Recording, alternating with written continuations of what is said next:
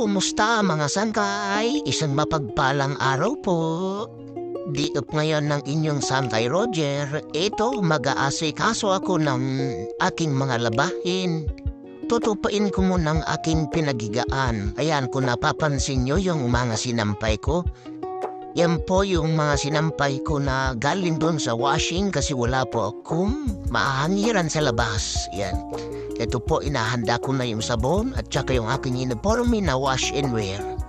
Mga sangkay, kung OFW ka, relate ka sa aking mga pinagagawa ng dito sa abroad, walang maayos na accommodation. Kaya kung anong nakikita nyo, yan na rin yung aming tulugan. Kaya pagpasensyahan nyo na kung makala. Dito po ay tiis-tiis lang po, ay hindi po pwede nito yung maarte at masilan. Dapat kung ano yun nandyan.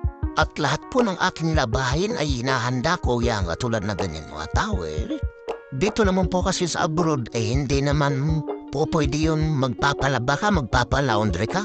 Gawa na mauubos lang din naman ang inyong kapirahan. Doon lang mapupunta sa mga bayad na ganyan.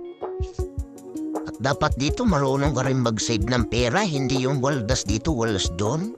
Ganon po ang sitwasyon dito, katulad ko napakababa lang ng sweldo. Ay nako po, patawarin inang. Napadpad din sa disyerto. Sa bansang Arabo, kababala ng sweldo ko. Anong sweldo ng katulong, ayun din naman ang sweldo ng kagaya kong driver.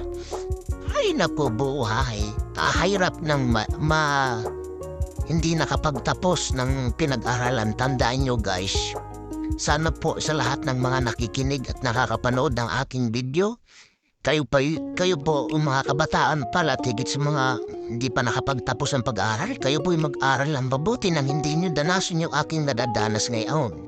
Kahirap po mga sangkay ang walang tinapos sa pag-aaral. Ito ang kinalalabasan, nakakapag-abroad man, magiging kuwang ka naman, mababang uri na manggagawa dito sa abroad. Magiging alipin ka ng mga mayayaman. Ganun po ang sitwasyon. Kaya dapat kayo mga kabataan, kung naririnig nyo kung nakakapanood man kayo ng aking video, mag-aral kayo mabuti. Para din sa ikaginhawa ng inyong buhay. Laban lang, katulad ko mga OFW, yan, suportahan nyo pa ako. Para naman po lumakas-lakas ang aking loob na makayanan ang lahat ng mga trabaho at pagsubok dito na aking napagdadaanan. So shout out po sa inyong lahat guys. Follow for more video. Sangkay Roger Vlog. God bless us all.